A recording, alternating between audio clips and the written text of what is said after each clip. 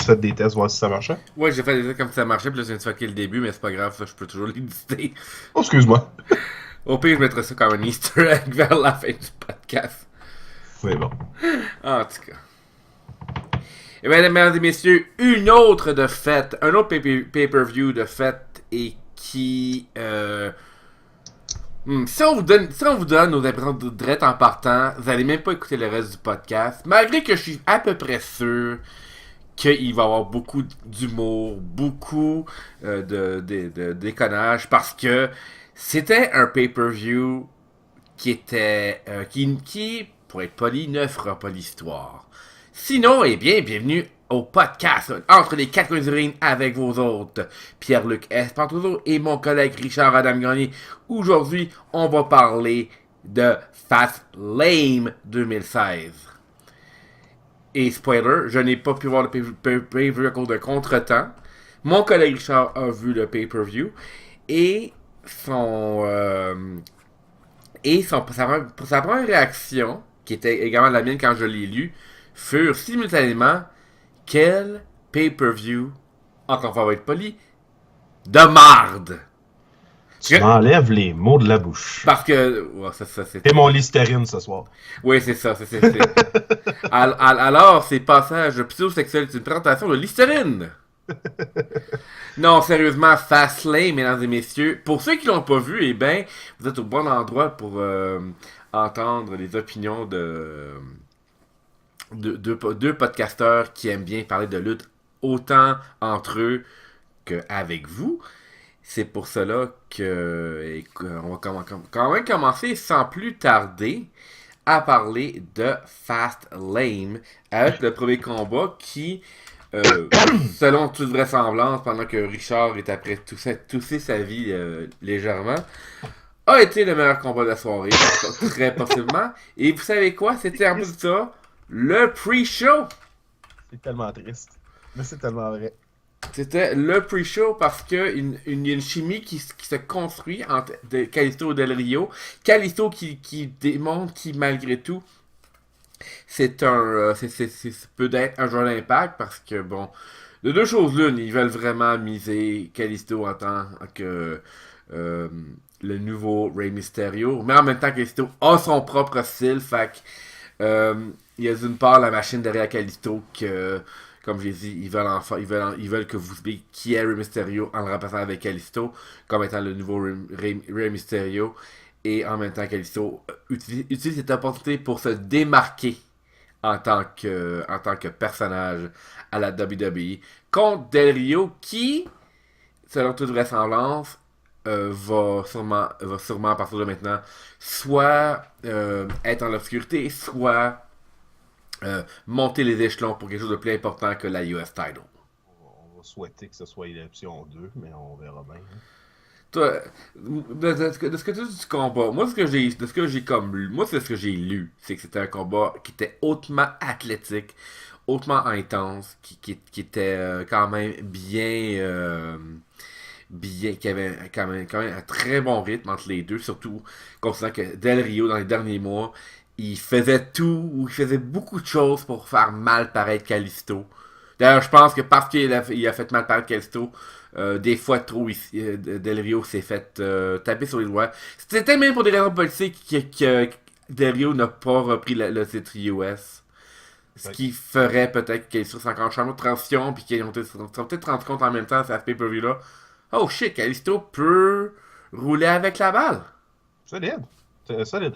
Moi, personnellement, j'ai commencé à écouter le pay-per-view. Je suis arrivé en gros en plein milieu du match après les deux premiers falls. Hashtag la disqualification de Del Rio. Hashtag on a une vie, fait que c'est pour ça qu'on manque des fois des bouts. C'est ça. Puis ensuite, la démolition de Kalisto à l'aide d'une chaise pour avoir un premier pinfall. Puis je suis arrivé pas mal dans ce coin-là.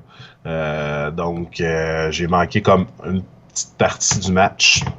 Mais de ce que j'ai vu, c'était un excellent match. Les deux ont très, très, très bien travaillé ensemble. Oui. La finale était très solide aussi. Donc, sérieusement, j'ai quand même apprécié ce que j'ai pu voir. J'étais déçu de ne pas avoir vu le match au complet. Là. C'est à ce point-là. Mm-hmm. Wow. Exactement. À savoir si c'est le match de la soirée, ça a l'air, mais il y a quand même un match qui a été très, très, très solide aussi. On va en parler plus tard. D'accord. Fait que c'est quand même un match que toi, tu as apprécié. Oui. Et qui semble avoir, si bien utilisé, quand même pu profiter les deux lutteurs. Comme j'ai dit, Kalisto démontre qu'il a du matériel pour être un champion et être un représentant. Tout comme Del Rio, c'était justement le bon moment pour qu'il soit dans des choses plus grosses. Mais ça l'avenir le dira. Exactement. Alors, le premier combat de la soirée officiel, ça a été Becky Lynch et Sasha Banks contre Naomi et Tamina. J'ose questionner ce placement pour ce combat-là. J'étais très surpris. Personnellement, quand que je les ai vus arriver, j'ai comme fait OK, je veux bien qu'il y a 2 matchs de filles à ce soir, mais ça change pas que Sasha Banks, en tant que telle, c'est pas mal la damoiselle la plus importante présentement. La top face. De la division des divas. Exact. J'étais un peu surpris, mettons.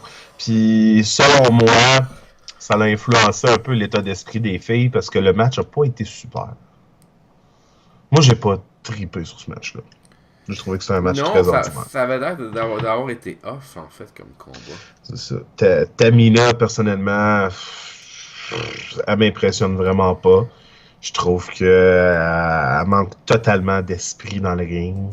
Elle fait tout le temps les mêmes moves ou presque. C'est comme, come on, là, je veux dire, t'as le droit d'être pas safe dans le ring ou quoi que ce soit, mais à un moment donné, bouge, fais de quoi, je veux dire. Tu peux pas juste compter sur ton physique, là. Il y en a pourtant plein qui le font. Ouais, je sais, mais tu sais, c'est pas comme si on parle d'une Nikki Bella qui est juste belle, tu sais, là. Puis encore là, belle, borderline. Mais, tu sais, Tamina, on s'entend, c'est une second generation, c'est la fille à Jimmy Snuka. Elle a un physique assez impressionnant. Je veux dire, t'es supposé d'avoir une meilleure présence, une meilleure manière, un meilleur work ethic. Mais en même temps, si on lui donne pas la chance comme du monde à Tamina de performer et d'évoluer en tant que lutteuse sur le ring, comme les autres ont la chance d'évoluer, juste pour la simple excuse qu'elle a justement moins de charisme que, admettons, une Naomi ou une Sasha Banks.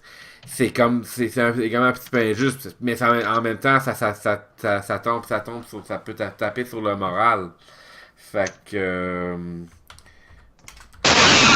Wow! Ça, c'est à tes souhaits en passant?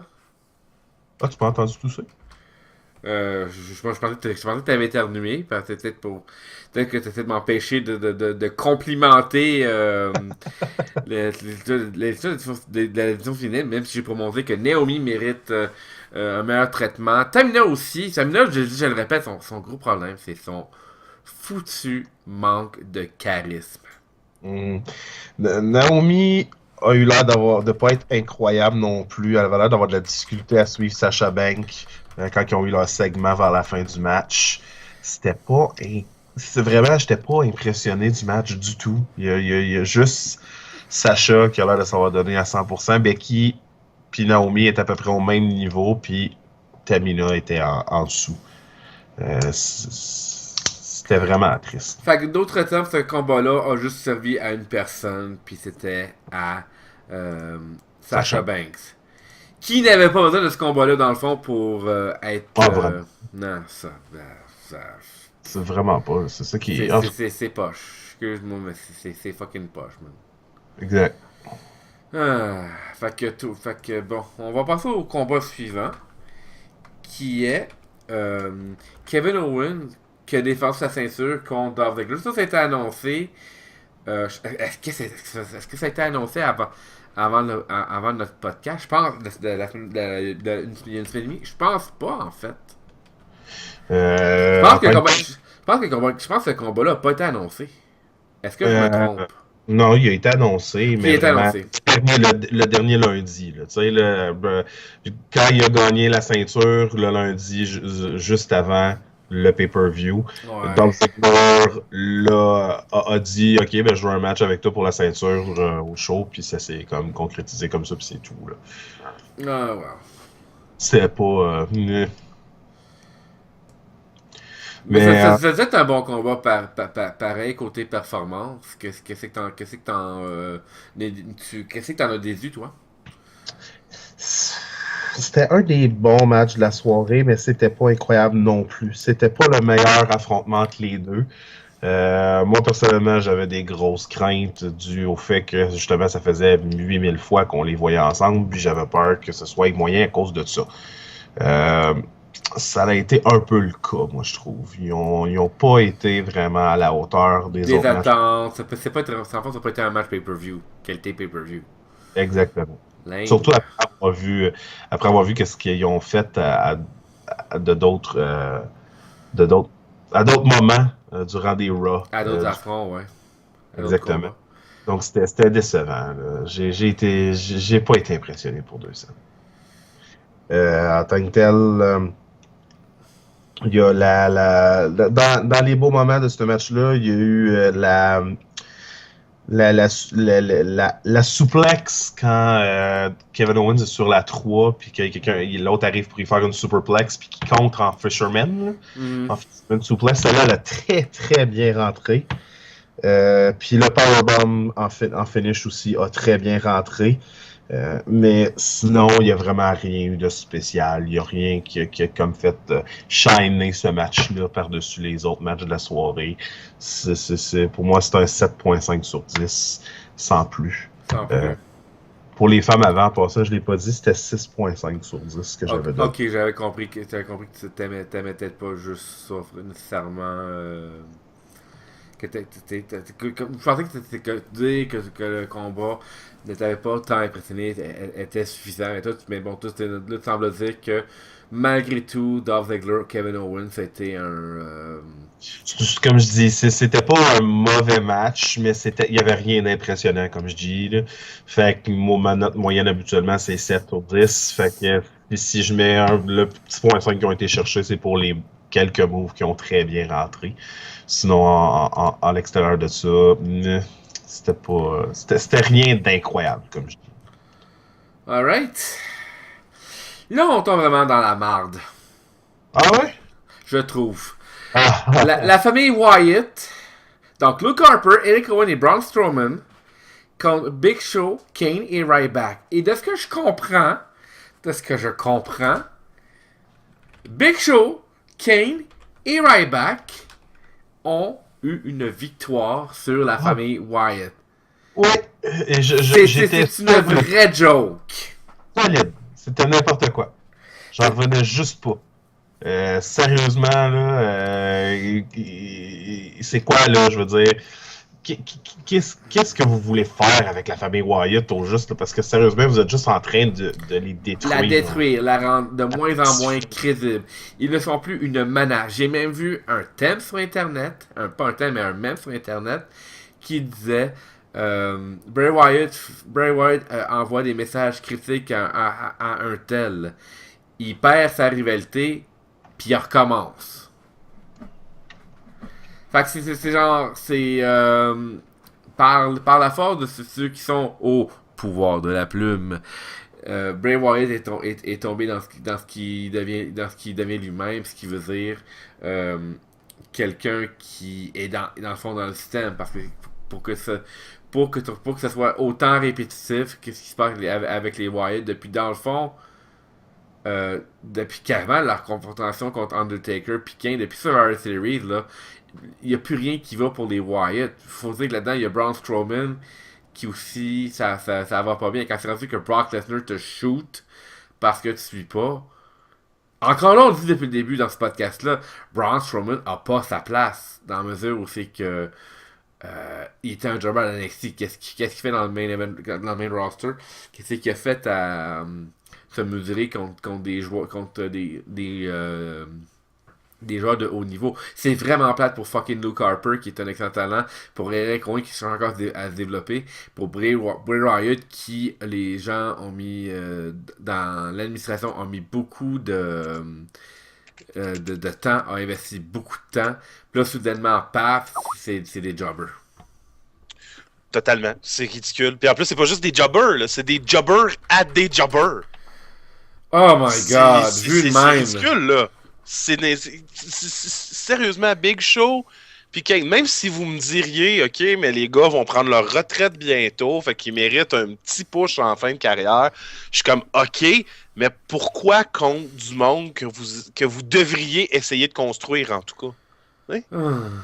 C'est ça, moi, qui m'énerve. Ben, moi aussi, ça m'énerve en voyant ça. Je trouve que ça n'a pas de crédibilité. J'étais genre là, je regardais ça, les résultats, je disais les résultats, puis j'étais genre là, what? Parce que ça donne absolument rien à part pour une chose. C'est avant que je peux voir, comme on avait parlé dans le podcast, c'est si c'est Kane et Big Show qui font une équipe ensemble pour affronter Luke Harper et Eric Rowan, et que c'est Eric Rowan et Luke Harper qui gagnent à WrestleMania. Parce que là, on parle. Parce que je verrais très bien ce tag match-là dans les bas de carte, mais à WrestleMania. C'est comme ouverture d'une affaire de même. Moi, personnellement, ce que j'avais émis comme hypothèse, c'est si on voit quelque chose comme ça, ça serait dans l'optique qu'on va avoir, qu'ils vont intervenir dans le main event et partir officiellement la rivalité avec Brock. Ça, j'en ai lu une bonne. On va garder ça pour tantôt, mais j'en ai lu une bonne pour ça. Ah oui? Ah oui, non, c'est dégueulasse. Donc, non, moi je me disais, au pire, ça pourrait être ça, puis là, à ce moment-là, il y aurait une raison de les faire perdre, tu sais, ils vont être en crise, fait qu'ils vont vouloir aller décalisser Brock Lesnar. mais ça n'a pas été plus le cas, là, tu sais. Oui, mais il y aurait perdu ce moment-là contre Big Show, quand même, contre Big Show, Kane et Ryback. Ce serait pas justement une façon de vouloir se venger. Ou du moins pour Bray Wyatt de vouloir se venger que sa famille a été vaincue par Big Show, Kane et Ryback, qui ont échoué, ils ont échoué à la tâche. De là, nos scénarios peuvent se présenter, mais ça serait tellement pas bon. Dans la mesure, si Bray Wyatt arrive, puis une fois de plus, sépare la famille, puis dit Luke, Eric, Braun, vous êtes maintenant, relâchés à l'état sauvage. C'est parce qu'encore une fois, ils seront pas capables de rien trouver pour Luke Harper, ils seront pas capables de rien faire avec Eric Rowan, puis ils vont finir par se rendre compte que Braun Strowman, ça vaut pas de la merde. J'espère qu'ils vont s'en rendre compte, en tout cas. Mais c'est effectivement un résultat très décevant de la part de la WWE, mais qu'est-ce que tu veux, c'est ridicule. C'est juste ridicule, point. On peut pas... Next! Tu me laisses même pas finir, tu dis qu'on est dans le next. Gars, ok, 6.5. Next! Fair enough. Charlotte contre Brie Bella. Je te laisse commencer. Ça commence très bien, tu soupires. C'est encore un match qui a comme vraiment rien eu d'impressionnant. Brie a fait quelques fuck-up durant le match. J'étais un peu déçu. Oui, puis les fuck-ups, ils ont carrément brisé le rythme en plus du match. Fait que ça a juste fait en sorte que encore un match qui manquait de rythme, qui manquait quelque chose. C'est sérieux, genre, j'étais hyper déçu en plus. Je me dis peut-être que Brie avait une certaine pression due au fait justement que là, tu sais, il y a du monde qui se disait il faut qu'elle performe super bien parce que c'est le match qu'elle représente sa soeur puis son mari. Puis, c'est peut-être qu'elle a eu comme beaucoup de pression puis c'est ce qui a fait qu'elle a performé même moins bien que d'habitude elle performerait, là. Mais j'ai vraiment été zéro impressionné par ce match-là, encore une fois. Ça a été un match vraiment ordinaire. C'est pas un match qualité pay-per-view. Ce match-là, j'ai donné 7 sur 10. Puis vraiment, il n'y a rien. Je peux pas donner de détails supplémentaires. Comme je dis, moi, ma moyenne, c'est 7 sur 10, pas mal. Quand tu tombes en dessous du 7, là, c'est que il y a vraiment eu quelque chose de problématique. Là, dans ce cas-là, il n'y a pas eu rien de problématique, mais il n'y avait vraiment rien d'impressionnant non plus. Mais il y a eu des fuck-up. Là, c'était pas des gros fuck-up. C'était vraiment des petites choses, un manque, comme je dis, un manque de rythme. C'est comme ça l'a juste déboulé, ça l'a fait boule de neige. Ok, qu'est-ce que t'as pas que c'est que c'est de dire, c'est que ce soir-là, Brie est en fait Nikki. Non, pas à ce point-là quand même. Là. Ben, Faut pas. ça semble s'enligner vers ça, fait que c'est pour ça que je pose la question. Ça semble s'enligner. Peut-être qu'elle a eu trop de restrictions. Peut-être que lui ont donné trop de restrictions, justement. Fais pas ci, fais pas ça, parce qu'on veut builder Charlotte pour Exactement. qu'elle soit une championne On crédible. donne ce match-là juste parce que, genre, ton mari est parti puis tout le kit. Fait que, genre, profite de ton moment, mais ferme ta gueule. Tu sais, l'an passé, Charlotte, c'était une fille qui accompagnait Triple H à WrestleMania. Je sais pas si en fait, c'est pas c'est l'an passé ou l'année d'avant non, c'est l'année d'avant que Charlotte a apparu comme étant une des trois filles qui accompagnaient Triple H dans son entrée de Connor le barbare, mais Connor parce que c'est ça que Triple H est. Mais et là cette fois-là, Charlotte revient à WrestleMania, mais en tant que la championne. C'est sûr que à moins d'un fuck-up de backstage, c'est sûr que Charlotte va demeurer championne jusqu'à WrestleMania. Oh, totalement, là. Mais Charlotte n'était pas là à WrestleMania l'année passée. Non, pour ça je dis il y a 2 ans. Il y a 2 ans, Charlotte n'était pas là non plus. Ben oui, Charlotte a été une des 3 filles qui a accompagné Triple H dans son entrée. Ah, ok. Ça peut-être, là. Je t'avouerai que... Dans ce sens-là qu'elle a fait WrestleMania, qu'elle a apparu, c'est une des blondettes qui a accompagné Triple H, parce que Triple H, comme pour reprendre Eric Bishop, Triple H, ça n'a fait aucun sens c'est supposé d'être un gros heel, mais il y a une entrée d'un héros qui revient d'une... qu'il faut acclamer. Il y a une entrée héroïque, dans le fond. Mm-hmm. C'est un drôle de mix. Mais c'est Triple H, man. Qu'est-ce que je te dis? Tout est illogique pour Triple H à part ce que Triple H fait. Mm-hmm. Exactement. Mais bon, Charlotte vs Brie Bella, c'était comme on avait malheureusement prédit. C'était un match sans intérêt parce que un match bouche-trou, comme la part de la carte en fait, rendu là. Oh, solide!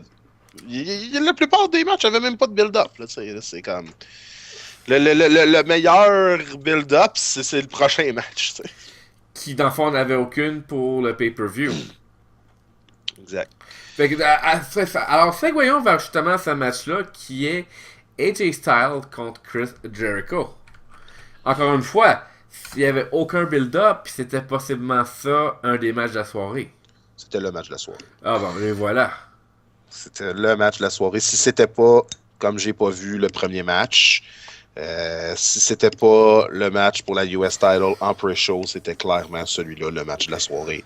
C'était AJ Styles contre Chris Jericho qui était... Le match a été très... Oh, oui, du très bonbon. Sérieusement, je me posais des questions après le premier match entre les deux. Le premier match, il semblait avoir des gros problèmes de rythme entre les deux. Je me disais, OK, est-ce que Jericho est comme trop vieux pour se pogner contre un gars comme AJ Styles? Puis là, il y a comme un gros manque au niveau du rythme, puis tout le kit. Est-ce que c'est AJ Styles qui a de la difficulté à s'adapter au style de la WWE? Et parce que le premier match m'avait extrêmement déçu. Je m'attendais à beaucoup plus de la part de AJ Styles. Le deuxième match avait été correct, c'était mieux, mais c'était pas encore tout à fait ça. Mais là, quand j'ai vu ce match-là, j'ai compris à ce moment-là, puis je me suis dit, en réalité, ces deux gars-là, ce match-là, puis la manière que ça a été construit, leur rivalité jusqu'à ce match-là, c'est la preuve que c'est deux grosses têtes de lutte. Ils ont voulu builder une rivalité de la bonne manière. Et vraiment, à mettre l'eau à la bouche des gens et que le match durant le pay-per-view soit le match. Et là, c'était parfait. Il n'y a pas eu de problème d'exécution. Tout a bien rentré. Il y a eu de l'originalité. Les gars, il y avait un très bon synchronisme. Il y a eu quand même 2 à 3 belles passes que c'était vraiment... Les deux devaient être très synchro pour réussir ces moves-là. C'était impressionnant. Le match a été vraiment, vraiment bien. Nice. En tant que tel, c'était, moi comme je dis là, c'était sans contredit le match de la soirée et c'est quelque chose que les lutteurs en backstage, j'espère, qu'ont vu et vont comprendre pour améliorer leur propre manière de builder une storyline parce que c'était vraiment ça qu'il fallait. Et c'était vraiment agréable à voir. Comme les seuls, il y a eu quelques petits fuck-up, mais que les fuck-up étaient tellement bien récupérés que ça paraissait pas que c'était un fuck-up. Ah ouais? Ça paraissait juste pas. Il fallait avoir un œil de lutte pour voir le fuck-up, et parce que c'était vraiment bien récupéré. Donc, sérieusement, à ce match-là, j'ai donné 9 sur 10. Wow. Et c'était définitivement le match de la soirée. Écoute, on passe la soirée à ce qui risque d'être un des pires matchs de la soirée. Est-ce que tu es d'accord en disant que Kurt Axel qui affronte R-Truth, qui s'est pas annoncé, et que ça, dans le fond, comment dire... C'était demi-finale. Why? C'était demi-finale seulement pour la raison suivante. C'était demi-finale pour, au fond, amadouer la foule pour la supposée grande finale qui s'en suivrait après. Mais t'as passé un petit quelque chose, ça te dérange pas? Le segment Cutting Edge Peep Show. Ah! Est-ce que c'était ça j'aimerais ça en parler juste un petit peu. Okay. Pour le fait que, de un, le segment était très bon. Et de deux, je me pose des questions à savoir... parce que, oui, on le sait. Et c'était très clair dès le début du segment. On en a parlé durant nos prédictions. Ce segment-là, c'était à seul et unique but de mousser l'écoute du premier épisode de leur nouveau show après le pay-per-view. Ben, en fait, t'as suggéré ça et comme de fait, tu avais raison. Ouais. Et d'ailleurs, juste pour en parler très vite, j'ai écouté l'épisode. Oui. Et c'est pas mauvais. Il y a du potentiel, mais il va falloir qu'il travaille. Parce que c'est pas... on voit que c'est pas rodé à 100%. C'est pas à point. Mais il y a vraiment un bon potentiel. Ça peut devenir un très, très fort show, ce show-là. Puis pour le segment, la seule question que j'ai vraiment, puis qui m'a fait... qui fait que j'ai le goût qu'on en parle un petit peu, c'est ce qui est arrivé avec The New Day. Parce que ça me donne l'impression, est-ce que, vu que justement...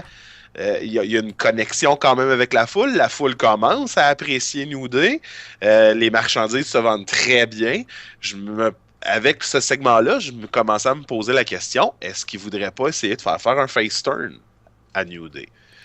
Et je pense que c'est un peu la direction qu'ils ont aussi voulu prendre avec ce segment-là. Tu penses? En tant que tel, je veux dire, oui, quand ils sont arrivés, ils étaient très heel, mais une fois que là, la League of Nations est arrivée, il y a comme eu... je m'attendais comme à ce que Edge et Christian fassent juste comme partir, ou je savais pas trop exactement à quoi m'attendre. Mais là, quand j'ai vu que finalement, ça s'est mis en réalité à deux pour baver League of Nations, j'ai comme fait, OK, ça peut être intéressant, ça, pareil. Puis à la fin, carrément, du segment, c'était très drôle parce que t'avais vraiment les trois gars de New Day qui faisaient leur booty dance, puis là, t'as Edge qui a sorti une pile de dollars américains puis qui s'est mis à les garrocher, le gars. C'était... le style Where the Money Reigns. Oh, c'était vraiment très très drôle. Puis là en plus t'as Christian qui voit l'argent puis qui se garoche sur l'argent puis qui essaie de ramasser. Alors c'était j'étais comme c'est cool. Puis en même temps, comme je dis, j'haïrais peut-être pas ça de voir ce groupe-là face maintenant, la manière que c'est buildé, puis avec leur manière de travailler la chose, puis vraiment ce que la gimmick est devenue. Là, peut-être après WrestleMania ou pour WrestleMania, tout dépendant de ce qu'ils veulent vraiment faire, ça serait peut-être pas une mauvaise chose de les faire virer face. Ça peut devenir quelque chose de très intéressant, moi, je pense. Et si ça, c'était le but c'était de tester aussi ça, moi, je trouve cette émission accomplie et que ça a été très bien réussi. Nice. D'autres termes de Cutting Edge, le segment de Cutting Edge a été un des moments forts du pay-per-view. Oh oui, le segment, moi, j'ai donné 8 sur 10. Oh my god! Donc, c'est pas bon en même temps quand un des moments forts de ton pay-per-view, c'est pas un match. Mais bon, Donc, en même temps, la c'est ça qui WWE est là pour pouvoir du divertissement, elle est plus ben là pour pouvoir de la lutte, tu sais. Ouais, Même si il offre encore l'illusion que qu'est-ce que tu es censé voir, ce que tu es censé regarder, c'est un spectacle de lutte. Mais en tout cas, sinon, pour parler très courtement de ce que toi t'étais parti comme sujet, non, Ouais! Hart contre Curtis Axel, c'était complètement inutile. Le match a été très mauvais. C'était useless. J'ai donné 2 sur 10 à ce match-là. C'est le pire segment de pay-per-view depuis qu'on a commencé à faire des podcasts. C'était totalement inutile. C'était imprévu, impromptu et vraiment, là, juste De la arc. merde. Juste arc, là. C'est comme... Next! Oh, next. On va même pas s'attendre là-dessus. C'est juste surtout dommage pour Curtis Axel Ouais. et R-Truth, en fait. Ce combat-là leur a plus fait mal qu'autre chose. Oh, solidement. Ah, mon Dieu, WWE, quand est-ce qu'ils vont apprendre? Puis je parle d'ailleurs, c'est le segment, c'est le segment le plus court de l'histoire de notre podcast. C'est l'accent assez drôle sur ce point-là. Bah, au moins, ça aurait été drôle pour ça. Ouais, au Bon, moins. next. Roman Reigns contre Dean Ambrose contre Brock fucking Lesnar. C'était mieux que ce que je m'attendais. Honnêtement, je Ouais. m'attendais à pire que ça. Laisse-moi venir. chance! Dean Ambrose a sauvé le show. A sauvé Oh, les gens. solide. Puis Dean Ambrose, clairement, là, dans sa tête à lui, selon moi, il s'est dit avant même de rentrer dans ce match-là, genre de manière un peu, entre guillemets, tête enflée, mais pareil, dans sa tête, il a dû se dire, je suis la seule chose de bon dans ce match-là, il faut que je fasse de quoi. Et il l'a fait dès le début du match. Dean Ambrose a été excellent Qu'est-ce que ça veut dire? du début à la fin. Dean Ambrose a très bien lutté. Il a très bien fait paraître Brock Lesnar tout en se faisant lui-même très bien paraître. Et j'ai aimé sa manière d'agir durant tout le match. Cool. Dean Ambrose, là, j'ai vraiment thumbs up. C'était très bien ce que Dean Ambrose a pu faire. Le reste maintenant. Ben, sinon, ben, c'est ça. Qu'est-ce qu'on fait avec Brock Lesnar quand il faut le tasser d'un triple threat? Ben, on le passe au travers des tables. Fait que, ils ont passé Brock Lesnar au travers une table des annonceurs. Ils se sont battus un peu à l'intérieur du ring. Et fuck, Brock, il se relève. On défait une autre table. On le passe au travers d'une deuxième table des annonceurs. Really? Why not? C'est pourquoi Parce pas? que, de mémoire, Brock Lesnar, il est blow-off après. J'ai souvent cette joke-là, parce que c'est une part de vérité là-dedans. Là. Brock Lesnar, il est blow-up après lancer le premier punch. Le premier souplex, tu veux dire? Parce qu'il fait pas de punch, Brock Lesnar. Il fait des C'est souplexes. encore pire, en fait. Donc, ah ouais, Tu sais, il lance une souplesse, puis le gars, là, il est déjà en extrême grosse sueur. Oh, solide. Donc, non, j'étais... Cardio, Brock, cardio. Que veux-tu? Fait que non, fait que c'est ça. Les segments entre Dean Ambrose puis Roman Reigns, c'était correct sans plus. Dean Ambrose donnait son 100%, Roman Reigns donnait ce qu'il peut donner. C'est-à-dire pas grand-chose. C'est parce que Roman Reigns, c'est que le WWE ne comprend pas. C'est un peu comme The Rock à ses débuts. Il y a cette illusion que il y a tout cuit dans le bec, puis que mais contrairement à The Rock, il y a pas le charisme, il y a pas la personnalité, il y a pas rien, mais tu sais quand t'as tout, tu sais quand t'as vu c'est vraisemblablement tout facile. Ouais. Pourquoi mais tu travaillerais pour avoir même une personnalité? Sauf que là, en même temps, on se rend compte à quel point que je te dirais qu'à part pour Big Show, Kane et Ryback, mais ça on en avait parlé, on a pas mal les deux prédit ce qui était pour se passer. Oh oui. Tout le pay-per-view, ça en était dégueulasse. Ça en est dégueulasse en fait. C'était vraiment très mauvais. J'ai été très déçu. Sérieusement. La fin a été vraiment merdique en plus.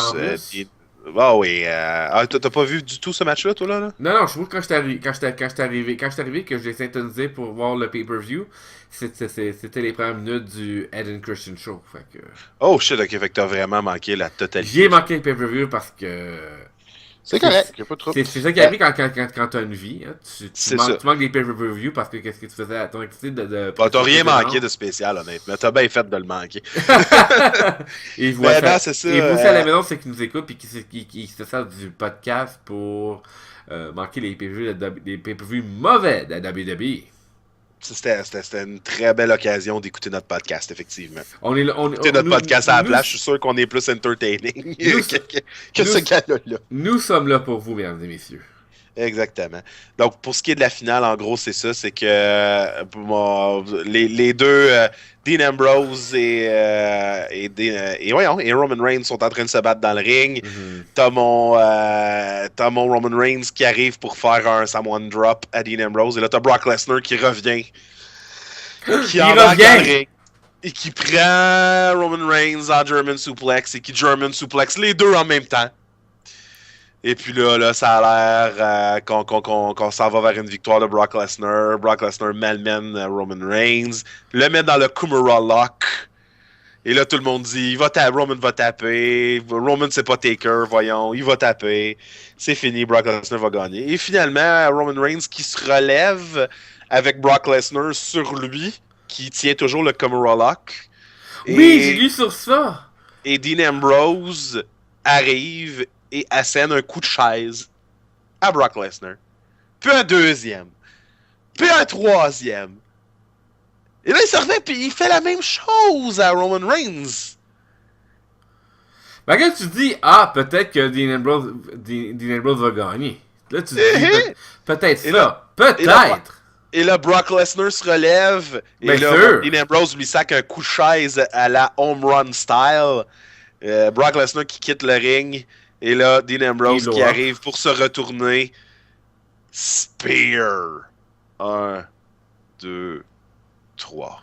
Fait qu'après me dire que Dean Ambrose avait buildé un méchant momentum de la mort. Puis, à la dernière minute, Roman Reigns, il bat Dean Ambrose clean pour le compte de 3. Exact.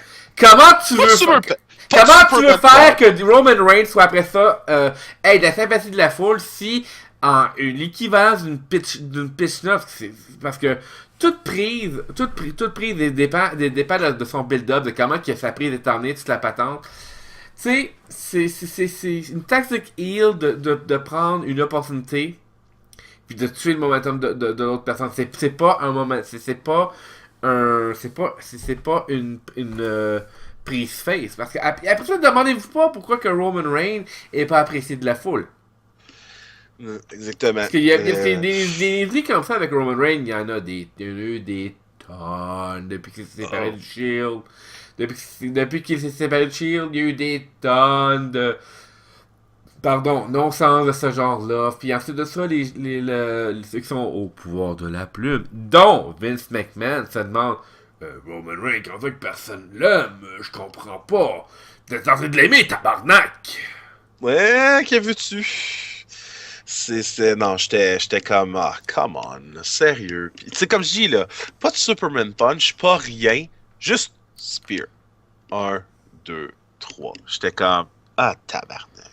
Ça, c'est comme couper le cuit sec, là, mais vraiment sec. Sérieux. Fait que non, fait que ce pay-per-view-là, match 7 sur 10, that's it.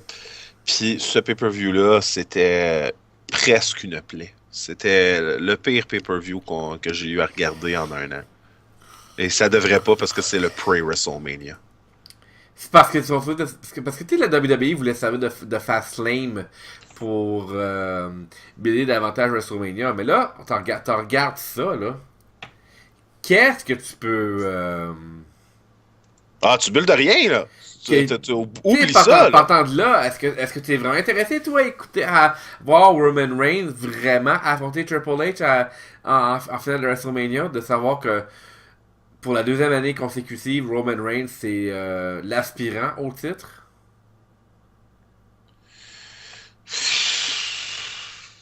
Ah.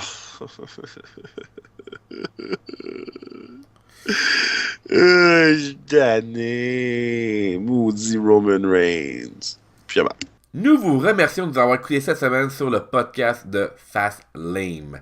Franchement, là, lame, c'est vraiment le mot pour ce podcast-là, parce que l'événement Fastlane de la WWE était sûrement le pire qu'on a pu voir depuis les débuts de entre les quatre coins du ring. Ça, sans dit long. On pensait que les 3 événements avant Tables, Ladders and Chairs, c'était pas bon.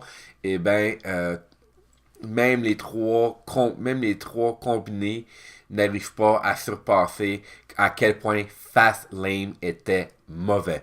Cependant, si vous voulez quand même nous suivre, je vous encourage à vous inscrire sur notre chaîne YouTube et de vous tenir à l'affût de nos activités par le Facebook de Entre le chiffre 4 et Coin, le Twitter de la même façon, Entre le chiffre 4 Coin, coin au pluriel en passant, et un mot, la même appellation, Entre le chiffre 4, Coin, je répète, au pluriel, E-N-T-R-E 4, C-O-I-N-S, @gmail.com pour nous contacter. C'est comme ça que vous allez pouvoir discuter avec nous hors des podcasts si on veut, et pour nous suggérer vos idées peut-être de ce que vous aimeriez que l'on parle. Ceci dit, j'aimerais vous dire que je travaille avec un ami, un autre fan de lutte, qui aimerait peut-être se joindre au podcast, et qui peut-être, s'il se joint, parlerait des autres choses que la WWE, que ce soit Ring of Honor, TNA, CMLL, whatever. Ça serait très le fun de pouvoir étendre le podcast sur ces envergures-là. Ceci dit, si le podcast semble avoir été coupé court, c'est parce que j'ai réalisé, en faisant le montage du podcast, que après avoir conclu sur le combat entre Brock Lesnar, Dean Ambrose et Roman Reigns, on avait dans le fond, ce qui semblait être un autre podcast, qui lui est l'inverse de ce que vous avez entendu. Lui, il est super intéressant, il est super animé, et lui sera là la semaine prochaine pour le plaisir de vos oreilles, pour un meilleur plaisir de vos oreilles. Alors sur ce, je vous remercie de nous avoir écoutés, et je vous dis à la semaine prochaine pour le podcast qui sera dans le fond en route pour WrestleMania jusqu'à date. Au revoir.